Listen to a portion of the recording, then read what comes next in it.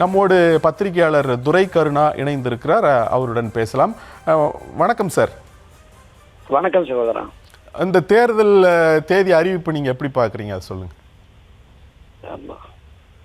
வழக்கமாக ஒவ்வொரு ஆண்டும் குறைந்தபட்சம் ஒரு 40-45 நாட்களுக்கு பிரச்சாரம் செய்வதற்கு வசதியாக தேர்தல் தேதிகள் இருக்கும்.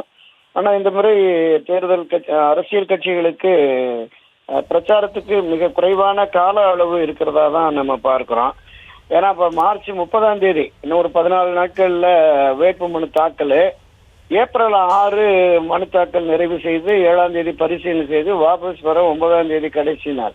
அப்ப 10ஆம் தேதி தான் நமக்கு தெரியும் யார் எந்த தொகுதியில் வேட்பாளர் யார், அவருக்கு என்ன சின்னம் அப்படிங்கிறது 10ஆம் தேதி. 23ஆம் தேதி வாக்குப்பதிவு, இடையில ஒரு 11 நாள் தான். 21ஆம் தேதியோட தேர்தல் பிரச்சாரத்தை நிறைவு செய்யணும்.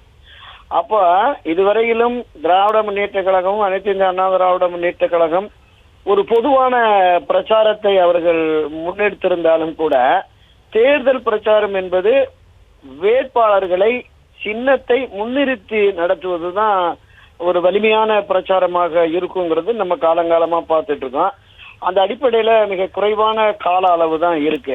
இதுல இன்னொரு சிக்கல் என்னன்னா, இதுவரைக்குமே திராவிட முன்னேற்ற கழக கூட்டணி ஆனாலும் சரி, அனைத்து இந்திய அண்ணா திராவிட முன்னேற்ற கழகம் தலைமையான என்டிஏ கூட்டணி ஆனாலும் சரி, யாரெல்லாம் கூட்டணியில் இடம்பெற்றிருக்கிறார்கள், யாருக்கு எத்தனை இடங்கள், எந்தெந்த தொகுதிகள் என்பதை இன்னும் அவங்க இறுதிப்படுத்தல.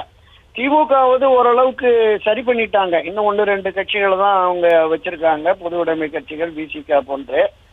அதையும் 1-2 நாட்கள்ல நிச்சயமா முடிச்சிருவாங்க அப்படின்னு நம்ம பார்க்கிறோம். அந்த கட்சியில கூட்டணியில இருந்து வெளியில யாரும் வருவதற்கு கூடுதலாக வாய்ப்பு எதுவும் இதுவரையிலும் இல்லை, இனியும் வரமாட்டார்கள் அப்படின்னு தான் பார்க்கிறோம். ஏற்கனவே இருந்த கூட்டணியோடு இந்த தேர்தல்ல மக்கள் நீதி மையம் கமல்ஹாசனுடையது, தேமுதிக போயிருக்கு. 1-2 சிறிய கட்சிகளுமே போயிருக்காங்க. தனியரசு போன்றவர்கள், கருணாஸ் போன்றவர்கள், தமிமுன் அன்சாரி போன்றவர்கள்லாம் கூட சிறிய சிறிய கட்சிகளும் கிட்டத்தட்ட 22-23 கட்சிகள் அங்க உறுதியான நிலைப்பாட்டோடு திமுகவில் இருப்பதை நாம பார்க்கிறோம். அதே நேரத்தில் பிரதான எதிர்கட்சியான அனைத்து இந்திய அண்ணா திராவிட முன்னேற்ற கழகம் என்பது இன்னும் ஒரு வலிமையான கட்டமைப்பும் ஓரளவுக்கு ஒரு பின்னடைவை சந்திச்சிருக்கு நம்ம பார்த்தோம் 2024 தேர்தலில். அதே நேரத்துல ஒரு வலுவான கூட்டணியும் இன்னும் கட்டமைக்கல. 2024 ஒரு மெகா கூட்டணியை நான் கட்டமைக்க போறேன் என்று களத்துக்கு வந்த எடப்பாடி பழனிசாமி 2026 சட்டமன்ற தேர்தலிலும் அந்த மெகா கூட்டணியை கட்டமைக்க முடியாமல் இருக்கிறார் என்பதை நம்ம பார்க்கிறோம். இன்னொன்று, பெரிய அளவுல தாவேகாவை தொடக்கம் முதலே எடப்பாடி பழனிசாமி எதிர்பார்த்துக்கிட்டு இருந்தார்.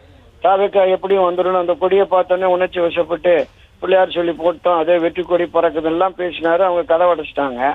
இப்பவும் என்டிஏ அணிக்கு தாவேகா வரும் என்பது பரபரப்பாக டெல்லி வரையிலும் பேசப்படுகிறது, தலைநகர் சென்னையிலும் பேசப்படுகிறது. பக்கத்துல இருக்கிற ஆந்திராவை சேர்ந்த பவன் கல்யாண் மீடியேட்டரா இருந்து பண்றாரு அப்படின்லாம் பேசுறாங்க.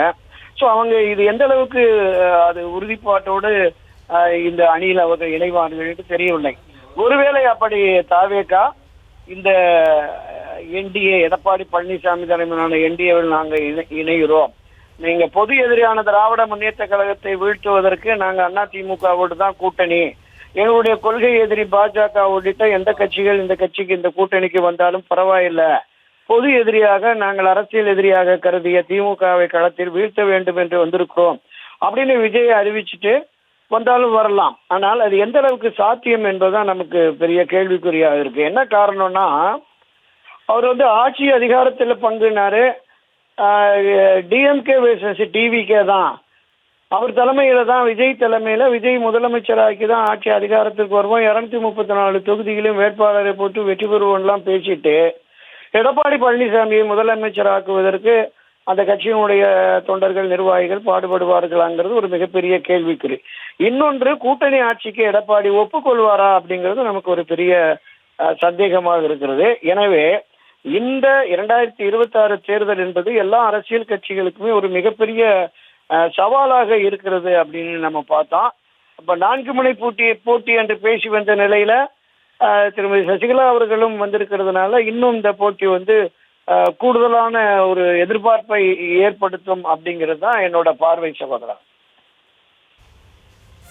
நன்றி சார், உங்களுடைய கருத்துக்களை பகிர்ந்து கொண்டமைக்கு நன்றி. நன்றி.